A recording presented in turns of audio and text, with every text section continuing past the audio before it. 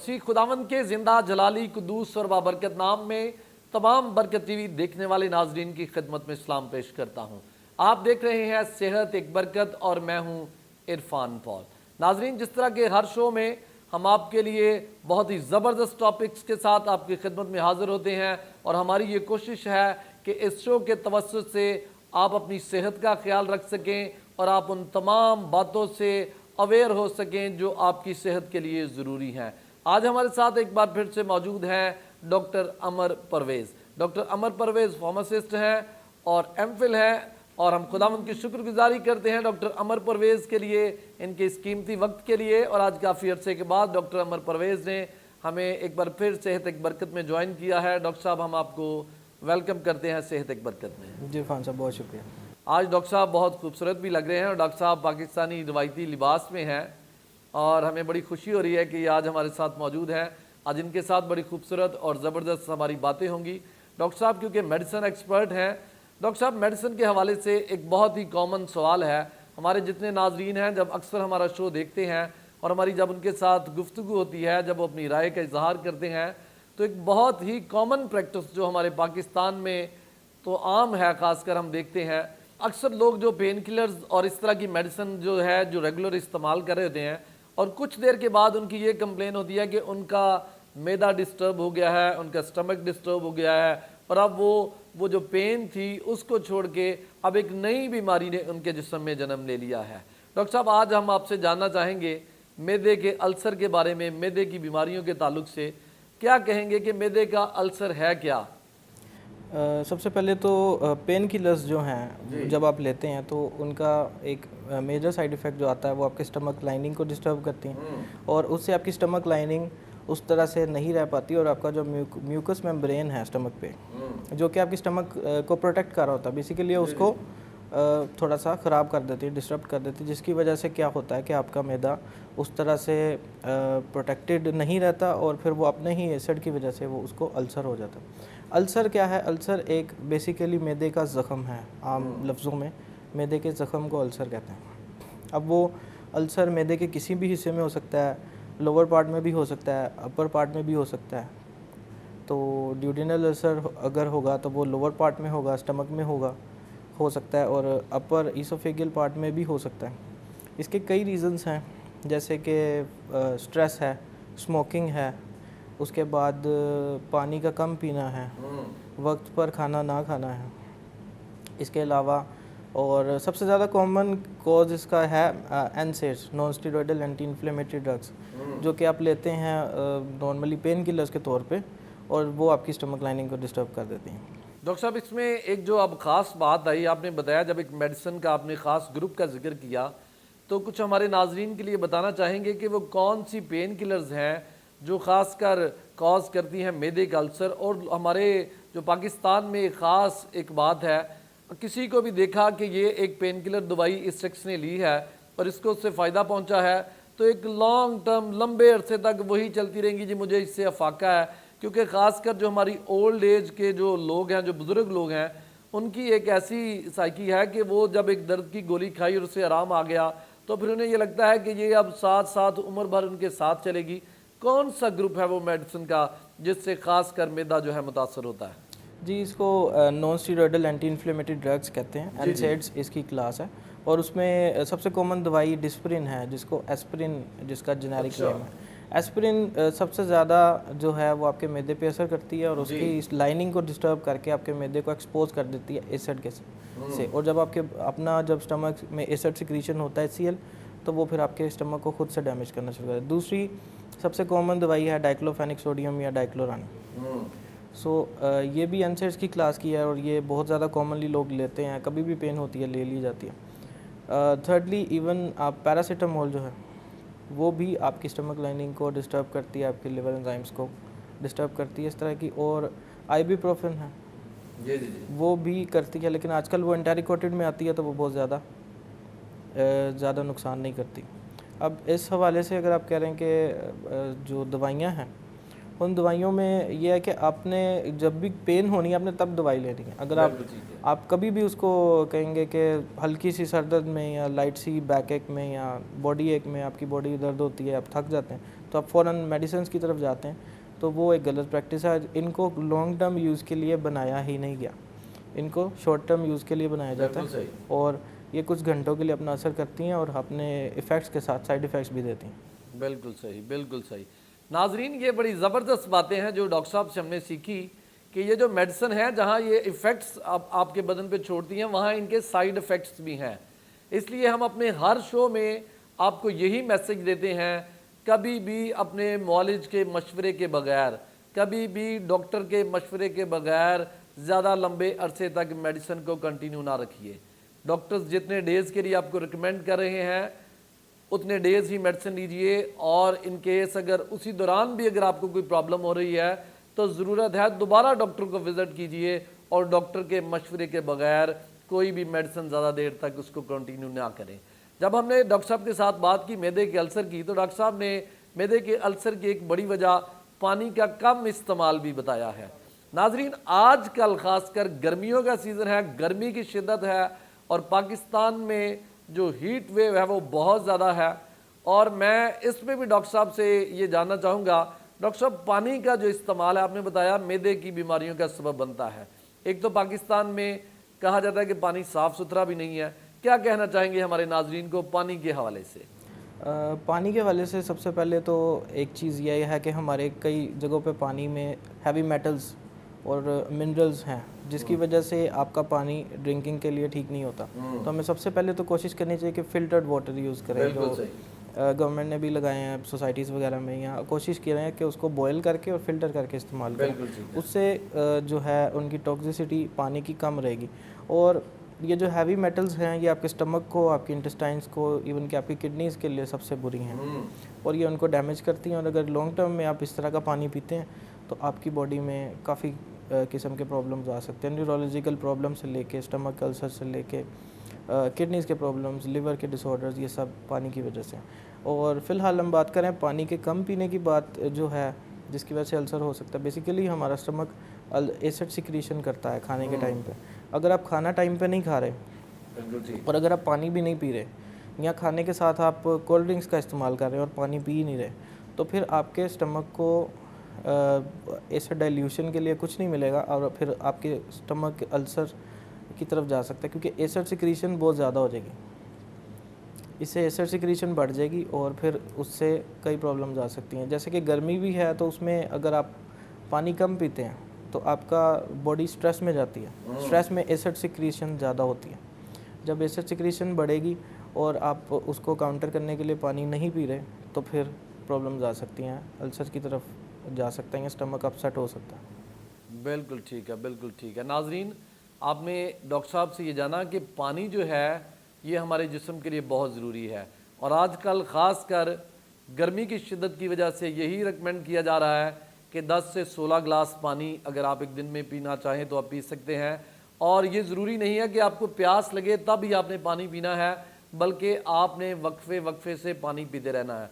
अपने बच्चों का ख़ास कर ख्याल रखिए, जो बूढ़े बुज़ुर्ग घर में हैं उनका ख्याल रखिए, उनको भी यही हदायत करें, यही एडवाइस करें कि वक्फे से पानी पीते रहें। और डॉक्टर साहब ने जिस तरह बताया, ये मैदे के लिए भी बहुत ज़रूरी है, इससे आपको मैदे के अल्सर जो है उसके चांसेस बहुत कम हो जाते हैं। डॉक्टर साहब, इसमें आपने कुछ और बातों का भी जिक्र किया, और इसमें एक जो ख़ास कर हम आपसे जानना चाहेंगे कि ये एच पाइलोरी क्या है? जी, एच पाइलोरी एक बैक्टीरिया है, बैक्टीरिया की किस्म है, जो कि आपके स्टमक में जा सकता है और वहाँ पे अल्सर कॉज कर सकता है। इवन ये इंटेस्टाइन्स को भी डैमेज कर सकता है, और ये मैदे के केसेस में एक बड़ी वजूहात में से एक है। और दूसरा ये कि ये स्टमक में काफ़ी सालों तक पड़ा रह सकता है। अगर एक पेशेंट एच पाइलोरी से एक्सपोज्ड हो गया तो वो कई सालों तक उसके मैदे में रह सकता है और बार बार इन्फेक्शन कर सकता है। इसमें सबसे पहले हमें ये जानने की ज़रूरत है कि एच पाइलोरी आपको किस तरह से एक्सपोज होते हैं आप उसमें सबसे पहले तो जो आप बाहर के खाने हैं, जो अनहाइजेनिक फूड्स हैं, जो आप बाहर से खाते हैं या जो खाना साफ़ नहीं है, उसमें ये बैक्टीरिया मौजूद हो सकता है, और वो आपके स्टमक में जाएगा और वहाँ जाके ये बैठ जाएगा या रिज़ाइड कर जाएगा, वहाँ पे कॉलोनाइज कर जाएगा। अब जब वो वहाँ पे मल्टीप्लाई करेगा तो ये आपकी स्टमक लाइनिंग को मुतासिर करेगा और वहाँ पे एसिड सिक्रीशन को बढ़ाएगा। अब जब एसिड सिक्रीशन बढ़ेगी तो उससे क्या होगा, आपका स्टमक ज़्यादा तेज़ाबियत पैदा करेगा। अब वो तेज़ाबियत के बढ़ने की वजह से स्टमक की जो लाइनिंग है, प्रोटेक्टिव लाइनिंग, म्यूकस जिसको कहते हैं, वो उसको उतना प्रोटेक्ट नहीं कर पाएगी और फिर आप अल्सर की तरफ जाएंगे। और इसका जो है ट्रीटमेंट बिल्कुल सिंपल सा है। इसमें ट्रिपल थेरेपी या क्वाड्रपल थेरेपी देते हैं, एंटीबायोटिक्स और साथ प्रोटॉन पंप इनहिबिटर वगैरह देते हैं, क्लैरिथ्रोमाइसिन, ओमेप्राजोल और अमोक्सिसिलिन इसका स्टैंडर्ड थेरेपी है। और अगर आप अपने डॉक्टर के पास जाते हैं और आपको इसी थेरेपी को ही स्टिक कर लेते हैं, सही तरह से उसको ले लेते हैं, तो 2 से 3 हफ्ते की ये ट्रीटमेंट है और पेशेंट मैक्सिमम केसेस में बेहतर हो जाता है। डॉक्टर साहब, आपने जिक्र किया कि 2 से 3 हफ्ते की ये थेरेपी है। वो लोग जिनको एच पाइलोरी पॉजिटिव आ जाता है और डॉक्टर रिकमेंड करता है कि 2 से 3 हफ्ते आपने ये मेडिसिन लेनी है। हमारे पाकिस्तान में, पंजाब में एक ख़ास कर इस तरह का ट्रेंड चलता है कि जब किसी शख्स ने कोई मेडिसिन लेना शुरू की तो 2 से 3 दिन के बाद जब उसको फ़र्क पड़ना शुरू हो गया तब वो समझता है कि डॉक्टर ने शायद हमें ऐसे ही 14 दिन के लिए या 21 दिन के लिए ये मेडिसिन रिकमेंड कर दी है, हालांकि मैं 3 दिन में ठीक हो गया, मैं 7 दिन खा के इसको बंद कर देता हूँ। इसके क्या असरात आएंगे इस शख्स पे? इस चीज़ को कहते हैं एंटी माइक्रोबियल रेजिस्टेंस। इसमें क्या होता है कि आप एक बैक्टीरिया को मारने के लिए जो एक स्टैंडर्ड थेरेपी है या जो एक सेट क्राइटेरिया है कि वो इतने टाइम में ख़त्म हो जाएगा या बिल्कुल ही इतना रह जाएगा कि वो आपकी बॉडी में नुकसान नहीं करेगा, वो है 14 दिन या 21 दिन या व्हाट्सएवर जो भी डिसाइडेड क्राइटेरिया। आपका डॉक्टर आपको सही टाइम के लिए मेडिसिन देगा, लेकिन आपको बेहतर अगर फील हो जा रहा है 3 दिन में, 4 दिन में, तो मोस्ट ऑफ द पेशेंट्स वो क्या करते हैं, वो दवाई छोड़ देते हैं। हाँ जी। दवाई छोड़ने के बाद क्या होता है, ये बैक्टीरिया और स्ट्रॉन्ग हो जाएगा और एंटीबायोटिक का रेजिस्टेंट हो जाएगा। एंटीबायोटिक को फिर वो उस तरह से रिस्पॉन्ड नहीं करेगा या उसको रेजिस्ट करेगा और फिर ये इसकी तादाद और बढ़ेगी और बीमारी की शिद्दत में इजाफा होगा। डॉक्टर साहब ने यही बताया कि जब आपको डॉक्टर एडवाइस कर रहा है कि आपने 14 डेज़ या 21 डेज़ या इवन 1 वीक, जितना भी अरसे के लिए आपको मेडिसिन रिकमेंड की जा रही है, और जब आप उसको डिसकंटिन्यू करते हैं और अपनी मर्ज़ी से आप ये शायद समझ रहे हैं कि अब आप बिल्कुल ठीक हो गए हैं, तो डॉक्टर साहब ने बताया कि बीमारी और ज़्यादा शिद्दत इख्तियार कर जाती है। इसलिए आपको यही हमेशा हम कहते हैं अपने शो के तवसत से, हमेशा अपने मौलिज के मशवरे के मुताबिक चलिए और जो चीज़ें आपके लिए बेहतर हैं वही कीजिए। और इसलिए नाजरीन, डॉक्टर साहब के साथ हम अपनी गुफ्तगू का सिलसिला जो है जारी रखेंगे। हम जानेंगे, जब हम मैदे के अल्सर पे बात करें तो आजकल मैदे से मुतल्लिक़ एक और डिजीज़ डॉक्टर साहब बहुत आम है। आजकल लोगों को डायरिया बहुत हो रहा है, तो क्या कहना चाहेंगे डायरिया के मुतल्लिक़? डायरिया बेसिकली लूज टूल्स हैं या आपकी इंटेस्टाइनल मोटिलिटी का इंक्रीज़ होना है, जिससे कि आपके इंटेस्टाइन ज़्यादा तेज़ी से इखराज करते हैं और आपको बार बार वॉशरूम जाने की ज़रूरत पेश आती है जी। अब डायरिया की कॉजेज़ में सबसे ज़्यादा है कंटेमिनेटेड वाटर या पानी अगर आपका साफ़ नहीं है, उसमें बैक्टीरिया हैं या अमीबिक इन्फेक्शन है, तो वो आपकी बॉडी में जाएगा और वो टॉक्सिन्स क्रिएट करते हैं एंड देन आपकी स्टमक और इंटेस्टाइन उसको एक्सपेल करने के लिए, उसको निकालने के लिए आपको डायरिया की कंडीशन में ले जाते हैं। डायरिया बेसिकली एक प्रोटेक्टिव रिस्पॉन्स है बॉडी का कि वो आपकी बॉडी उस टॉक्सिन से निकल रही है। तो डायरिया बेसिकली इसको बेहतर होता है कि उसके फर्स्ट 1 to 2 डेज़ उसको पास होने दिया जाए ताकि आपकी बॉडी उन टॉक्सिन से, उन जहरीले मादों से निजात हासिल कर ले। फर्दर इसकी ट्रीटमेंट की जाती है। ट्रीटमेंट इसमें ORS, हाइड्रेशन थेरेपी जिसको कहते हैं, IV लाइन भी दे सकते हैं अगर पेशेंट ज़्यादा सीवियर कंडीशन में है। और दूसरा ये कि आपने नरम ग़िज़ा खानी है जिसमें कि फ़ाइबर हो और जो अच्छी आराम से हज़म होने वाली ग़िज़ा, कार्बोहाइड्रेट्स वाली डाइट और नरम जैसे ब्रेड वगैरह वो लेनी है। अब इसमें ज़्यादातर ये इफ़ेक्ट करता है बच्चों को और बड़ों को। छोटे बच्चों में डायरिया एक एमरजेंसी सिचुएशन कंसिडर की जाती है क्योंकि उनके मेटाबॉलिज्म इतना तेज़ नहीं होता, उनका इतना अच्छा रिटेनिंग पावर नहीं होती मिनरल्स और वाटर की, तो बच्चों में इसको ज़्यादा सीरियसली लेना चाहिए। और फ़ौरन उनको हाइड्रेशन में, अगर बच्चा तो पानी पी सकता है तो उसको ORS दे देना चाहिए, फ़ौरन उसको ORS स्टार्ट कर देना चाहिए फर्स्ट और सेकंड स्टूल के बाद ही। लेकिन अगर बच्चा बड़ा है तो फिर उसको फ़ौरन ORS और साथ में उसका खाना और उसका फूड और डाइट उसकी फ़ौरन मैनेज करनी चाहिए। बड़ों में या एल्डरी पेशेंट्स में अगर पेशेंट डायबिटिक है तो उसमें ये देखने की ज़रूरत है कि क्या उसका डायबिटिक कंट्रोल ठीक है ठीक। और अगर वो इंसुलिन पे है तो वो डोज एडजस्ट करके ORS ले सकता है। और अगर वो ORS से कंफर्टेबल नहीं है या उसको आइडिया है कि उसका ब्लड शुगर लेवल इंक्रीज़ कर सकता है, तो फिर वो क्या करेगा, वो ORS विदाउट शुगर बनाएगा। उसमें वो लेमन लेगा, पानी में लेमन और साथ में सॉल्ट, टेबल सॉल्ट, उसको डाल के विदाउट शुगर या स्वीटनर डाल के वो उसको इस्तेमाल कर सकता है। और उससे जैसे कि उसके नमकियात पूरे हो जाएंगे और उसकी कंडीशन बेहतर रहेगी, हाइड्रेशन उसकी हो जाएगी। डायरिया में फर्दर इस बात का ख्याल रखना चाहिए कि अगर आपको डायरिया हो गया तो आपने फ़ौरन कोई ऐसी दवाई नहीं लेनी जिससे कि आपका जो है इंटेस्टाइनल मोटिलिटी रुके। जनरली लोग इमोडियम या इस तरह की कोई ड्रग ले लेते हैं, लोपरामाइड, जो कि आपकी इंटेस्टाइनल मोटिलिटी को कम कर देती है। तो चूँकि डायरिया एक प्रोटेक्टिव रिफ्लेक्स है, तो हमें कोशिश करनी चाहिए कि अगर आपकी बॉडी में टॉक्सिन्स है तो उनको निकल लेने दिया जाए, ताकि आपकी बॉडी उन वेस्ट से निजात हासिल करे। बिल्कुल ठीक है, बिल्कुल ठीक है। डॉक्टर साहब, बड़ी ही ज़बरदस्त गुफ्तगू आपके साथ जारी है। अभी वक्त हुआ एक ब्रेक का। ब्रेक के बाद वापस लौटेंगे तो हम डॉक्टर साहब से यहाँ से ही अपनी बात का आगाज़ करेंगे। डायरिया के मुतालिक हम डॉक्टर साहब से जान रहे हैं, पाकिस्तान में, पंजाब में इस गर्मी के मौसम में ये बीमारी बहुत शिद्दत इख्तियार कर जाती है। हम डॉक्टर साहब से मज़ीद गुफ्तगू जारी रखेंगे। आते हैं वापस ब्रेक के बाद। देखते रहिए बरकत टीवी, देखते रहिए सेहत एक बरकत।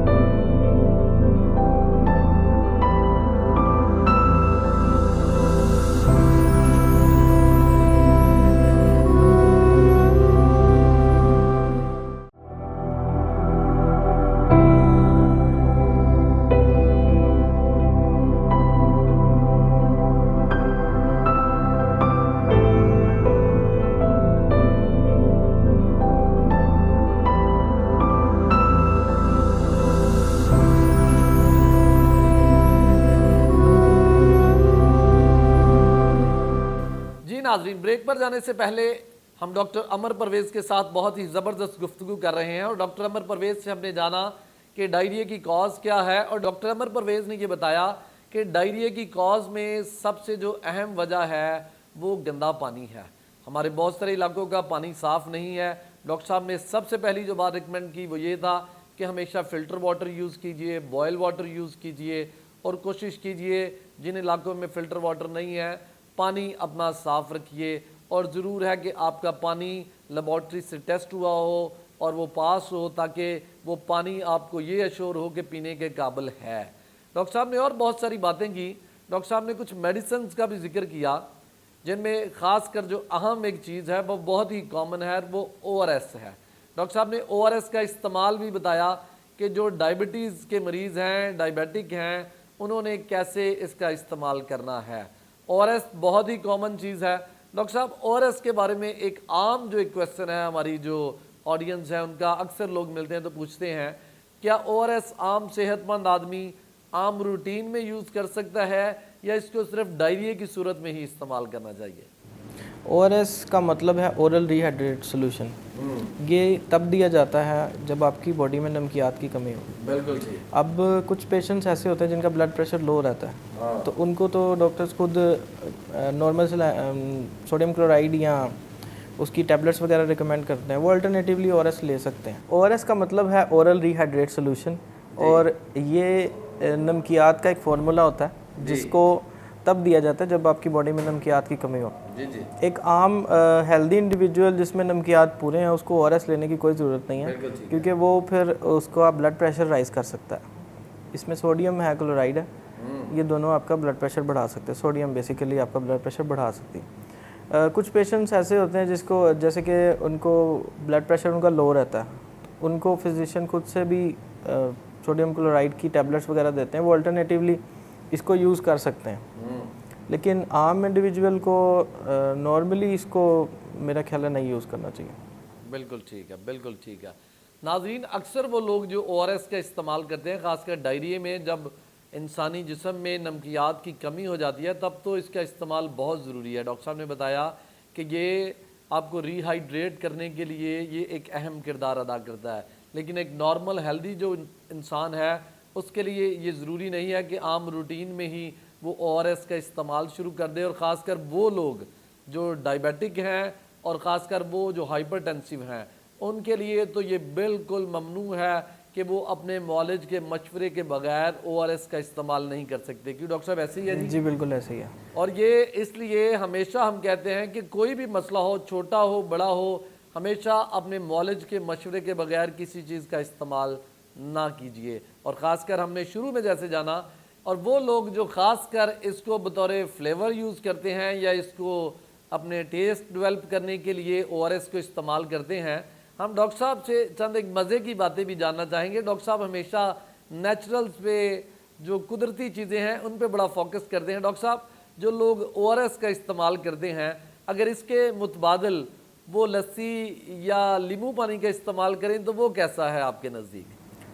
वो बेहतर है, लेकिन उसमें उसका अल्टरनेट नींबू पानी है जी, लस्सी उसका अल्टरनेट नहीं हो सकता। जी बिल्कुल ठीक है। लस्सी बेसिकली हमें कैल्शियम इन्फ्लक्स प्रोवाइड करेगी, बिल्कुल सही, जिससे कि आपके कैल्शियम लेवल राइज करेंगे। एनर्जी के लिए अच्छी है, और कुछ लोगों को उससे गनुदगी भी तारी हो जाती है। तो lassi is not a good option. लेकिन अगर आप इस तरफ आते हैं एज अ लेमनेड या लेमन वाटर की तरफ, तो वो बहुत अच्छा अल्टरनेट है। डायबिटिक्स उसको यूज़ कर सकते हैं, आपके लीवर के लिए बहुत अच्छा है, आपकी किडनीज़ की क्लिनजिंग के लिए बहुत अच्छा है। आप सुबह उठ के इसमें सिंपल, अगर डायबिटिक हैं तो आप चीनी का इस्तेमाल ना करें, और उसको लेमन और थोड़ा सा सॉल्ट डाल के आप इसको इस्तेमाल करें, तो आपकी किडनीज़ और लिवर्स के लिए बहुत बेहतर है। लिवर एंजाइम्स को ये इम्प्रूव करता है, यानी कि जिगर की गर्मी वगैरह, उसके लिए ये अच्छा है, उसको क्लींस करता है। किडनीज़ को ये यूरिनेशन के प्रोसेस के थ्रू क्लीन करता है, और वैसे भी इसमें विटामिन सी है जो कि एक अच्छा एंटीऑक्सीडेंट है। तो ये एक ORS का बहुत अच्छा अल्टरनेट है। और डॉक्टर साहब, जहां हम हर शो में आपके साथ नेचुरल्स पे बात करते हैं, आजकल फ्रूट का ऐसा सीज़न हमारे पंजाब में चल रहा है कि मोस्टली हम देखते हैं जब रोड पे जाते हैं तो ठेले वाले, रेडियों वाले बैठे हुए हैं और फ्रूट काट के रखा होता है, जिसमें खासकर वाटरमेलन है और बहुत सारी ऐसी चीज़ें हैं। ये किस कदर कॉज करती हैं डायरिया को, हैज़े की कितनी ये बड़ी वजह बन सकते हैं कटे हुए फल जो हम बाहर से लेके इस्तेमाल करते हैं? ये बहुत बड़ी वजह है, क्योंकि उसकी के ऊपर डस्ट पड़ रही है, और ज़्यादातर उन्होंने कवर ही नहीं किया होता उसको। तो फ्रूट्स तो बेसिकली अच्छे हैं, उनको खाना चाहिए, लेकिन अगर आप ऑन रोड खा रहे हैं उनको, तो फिर आप ये देखें कि उसमें सारे बैक्टीरिया, वायरसेस, डस्ट और सारी आलूदगी, जो इवन के कार्बन डाइऑक्साइड पॉइजनिंग है, वो भी आप उस फ्रूट के तहत साथ ही ले रहे हैं। तो उसे अवॉइड करना चाहिए। हमेशा घर में साफ़ सुथरे तरीके से उसको काट के और घर में इस्तेमाल करें तो ज़्यादा बेहतर है। बिल्कुल सही, बिल्कुल सही। नाज़रीन, हम हर शो में आपको यही अपने शो के तवज्जुह से मैसेज देते हैं कि वो चीज़ें इस्तेमाल कीजिए जो आपके लिए फ़ायदेमंद हैं। ऐसी चीज़ें बज़ाहिर आपको टेस्ट देंगी, लेकिन एट द एंड इसके रिज़ल्ट्स जो हैं वो बीमारियों की सूरत में आपके जिस्म में ज़ाहिर होंगे। इसलिए ऐसी चीज़ों से हमेशा अवॉइड कीजिए। आज जहां हम डॉक्टर साहब के साथ बात कर रहे हैं मैदे के ताल्लुक से, हमने स्टमक पे बात की, डायरिया पे बात की, और बहुत सारी ऐसी चीज़ें हैं आज हमारे पास डॉक्टर साहब से जानने के लिए। डॉक्टर साहब, एक जो अहम जो इशू और अक्सर देखने में आता है, जब आपने कुछ मेडिसिन का जिक्र किया जिनमें अमोडियम और एक और मेडिसिन का भी आपने जिक्र किया, अक्सर लोग जब डायरिया के शिकार होते हैं, और प्राइवेट प्रैक्टिस करने वाले जितने लोग हैं, ख़ासकर वो जो कि नॉन क्वालिफाइड हैं और गली मोहल्लों में बैठे हुए हैं, वो जाते ही अपनी सिर्फ मशहूरी करने के लिए कि ये शख्स मेरे पास आया है डायरिया में और मैंने सिर्फ इसको एक डोज दी है और इसकी जो है डायरिया वो ठीक हो गया है। इसके मुज़र असरात जो हैं, इसके जो साइड इफ़ेक्ट्स हैं, वो नज़र आते हैं कि वो शख्स कॉन्स्टिपेशन का शिकार होता है, वो कब्ज़ में मुब्तला हो जाता है। तो क्या कहना चाहेंगे ऐसी मेडिसिन पे? दोबारा थोड़ा सा हमारे नाजरीन के लिए बताइए, और फिर कॉन्स्टिपेशन भी हम आपसे जानना चाहेंगे। सबसे पहले तो जैसे मैंने इमोडियम का जिक्र किया, या लोपरामाइड जो आपका ड्रग है, वो बेसिकली क्या करता है, इंटेस्टाइनल मोटिलिटी को कम करता है या उसको स्लो डाउन करता है। डायरिया में लोग कोशिश करते हैं कि फ़ौरन इस तरह की कोई दवाई लें कि फ़ौरन से उनका जो है बार बार वॉशरूम जाने की जो कंडीशन है उससे बचा जा सके। लेकिन डायरिया, जैसे कि हमने पहले एक्सप्लेन किया, बेसिकली क्या है, एक प्रोटेक्टिव रिफ्लेक्स है बॉडी का। बिल्कुल, जैसे खांसना, छींकना, वो सारे एक प्रोटेक्टिव रिफ्लेक्स है। बॉडी उन टॉक्सिन से रिलीज़ होना चाहती है, उनसे जान छुड़वाना चाहती है, तभी वो इस तरफ को लेके जाती है आपको।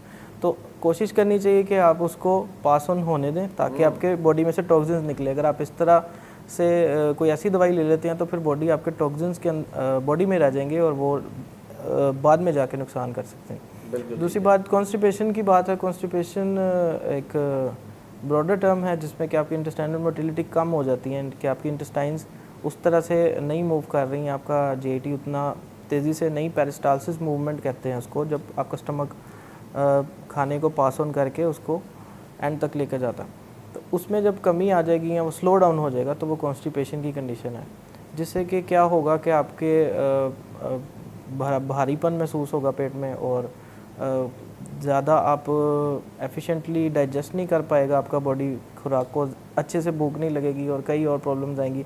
आपकी ब्लड सर्कुलेशन तक इससे मुतासिर होगी, आपकी ब्लड सर्कुलेशन स्लो डाउन हो जाएगी, उससे फिर आपका ब्लड प्रेशर लो रहना शुरू हो सकता है, हाई भी हो सकता है, तो कई प्रॉब्लम्स आ सकते हैं। अक्सर इसमें लोग हेडेक की भी कंप्लेन करते हुए नजर आते हैं। जी, हेडेक तो इस वजह से होती है कि आपकी चूँकि ब्लड सर्कुलेशन उस तरह से नहीं हो रही होती, क्योंकि आप स्लो डाउन हो जाती है आपकी ब्लड सर्कुलेशन। और कुछ ब्लड डिसऑर्डर्स में भी कॉन्स्टिपेशन हो सकती है। कॉन्स्टिपेशन कई ड्रग्स की कोई ऐसी दवाई आप ले रहे हैं, कोई एंटीसाइकोटिक ले रहे हैं, किस तरह की दवाई ले रहे हैं जिससे कि आपकी पेरिस्टालसिस मूवमेंट कम हो रही है, तो वो भी कॉन्स्टिपेशन कॉज कर सकती है। पानी का कम पीना भी कॉन्स्टिपेशन की तरफ ले जा सकता है हमें। बिल्कुल जी। और उसके बाद खाना टाइम पर ना खाना, या अगर आपके खाने में फाइबर नहीं है, अगर आप खाना ऐसा खाते हैं जो कि स्पाइसी है या हाफ फ्राइड है या जैसे चिकन वगैरह या मीट है उसका ज़्यादा इस्तेमाल करते हैं, तो अगर आप उसके साथ पानी नहीं पीते तो आप फिर तब भी कॉन्स्टिपेशन हो सकती है। नाजरीन, ये बड़ी ही ज़बरदस्त बातें आज डॉक्टर अमर परवेज से हमने जानी।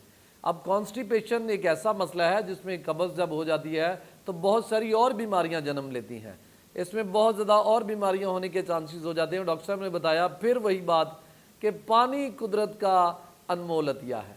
हम हर शो में यही कहते हैं, पानी का इस्तेमाल ज़्यादा कीजिए और पानी क्लीन वाटर हमेशा इस्तेमाल कीजिए, फ़िल्टर वाटर यूज़ कीजिए। और डॉक्टर साहब यही बता रहे हैं, जब पानी का इंटेक आपका ज़्यादा होगा तो कॉन्स्टिपेशन से भी आपको छुटकारा मिलेगा और कॉन्स्टिपेशन होने के चांसेस भी कम हो जाते हैं। खाने में उन्होंने बताया फाइबर वाली डाइट होनी चाहिए, जिस डाइट में जिस खुराक में फाइबर होगा कॉन्स्टिपेशन होने के चांसेस कम होंगे। डॉक्टर साहब, कुछ और खुराक आप रिकमेंड करना चाहेंगे लोगों को जो जिसमें उनका मैदा ठीक रह सके, कॉन्स्टिपेशन से वो बचे रह सकें और उनकी सेहत के लिए भी अच्छी हो? सबसे पहले तो उठ के सबसे पहले मॉर्निंग में पानी पीना चाहिए जो कि नीम गर्म हो। जी जी। उससे क्या होता है कि आपकी बॉडी जो है एक्सेस वेस्ट को निकाल देती है, क्योंकि आपने खाना नहीं खाया हुआ तो आपका स्टमक, इंटेस्टाइन्स और इवन लिवर, किडनीज, उसके लिए क्लिनजिंग लिक्विड, सबसे बेस्ट लिक्विड वाटर है पानी, साफ़ पानी जो कि फ़िल्टर्ड हो, बॉइल्ड हो, जिसमें कि कोई ऐसे हैवी मेटल्स या मिनरल्स ना हो तो जो आपकी बॉडी को नुकसान पहुँचाएँ। तो अगर आप सुबह उठ के पानी पीते हैं, लेमनेड का यूज़ करते हैं, तो वो वेट लॉस और आपके लिवर और किडनीज़ की क्लिनजिंग के लिए भी अच्छा है। अगर आप लेमनेड लेना शुरू करते हैं तो वो ज़्यादा बेहतर है, लेकिन एटलीस्ट हर इंसान को सुबह उठ के पानी पीना चाहिए। सुबह खाली पेट इंसान को पानी पीना चाहिए। और डॉक्टर साहब ने ये भी बताया कि पानी ठंडा ना हो, क्योंकि ऐसे ही आप कह रहे हैं। जी जी। उस हवाले से मैं ऐड करता चलूँ, जो ठंडा पानी है वो हमें बज़ाहिर तो अच्छा लगता है क्योंकि वो गर्मी में हमें अच्छा लगता है, लेकिन वो आपकी बॉडी के टेम्परेचर के मुताबिक नहीं होता, तो वो इतना ज़्यादा अच्छा नहीं है आपकी बॉडी के लिए। इसकी कई रिसर्चेस भी अब आ रही हैं, प्रूव हो रहा है कि हमें पानी जो है अपनी बॉडी टेम्परेचर के मुताबिक ही लेना चाहिए ताकि आपकी बॉडी में कोई एनर्जी डिफरेंस ना आए।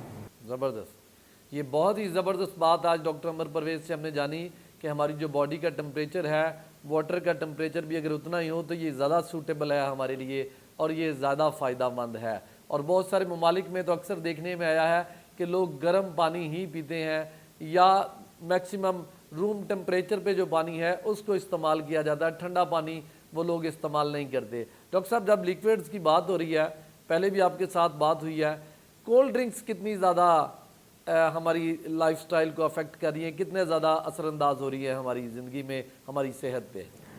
जैसे कि आजकल गर्मी है तो लोग कोशिश करते हैं कि कोल्ड ड्रिंक्स पी जाएं जी, लेकिन कोल्ड ड्रिंक्स में कोई ऐसी हाइड्रेटिंग पावर या कैपेसिटी नहीं होती। वो बेसिकली आपकी बॉडी में से कैल्शियम, मिनरल, आयंस और सारी चीज़ों को निकाल रही होती हैं। बिल्कुल। और उससे आपको जो थोड़ी देर के लिए फील हाई मिलता है या आपको अच्छा महसूस होता है कोल्ड ड्रिंक पी के, वो इस वजह से होता है कि आपकी बॉडी में से कैल्शियम, आपकी बोन्स में से कैल्शियम निकल रहा होता है, तो उससे कुछ टाइम के लिए हाई फील होता है, लेकिन वो आपको हाइड्रेट नहीं कर रही होती, बेसिकली वो आपको डिहाइड्रेट करती हैं। तो सबसे बेस्ट चीज़ पानी है। अगर आपको प्यास लगी तो पानी पिएं। कुछ नेचुरल जो है इंग्रेडिएंट्स के आप शरबत वगैरह बना के यूज़ कर सकते हैं अपने आप को हाइड्रेट करने के लिए, अपने लिवर को बेहतर रखने के लिए, क्योंकि गर्मियों में अक्सर लोगों के लिवर प्रॉब्लम्स आ जाते हैं, उनकी लिवर एंजाइम्स डिस्टर्ब हो जाती है क्योंकि वो पानी नहीं पी रहे होते।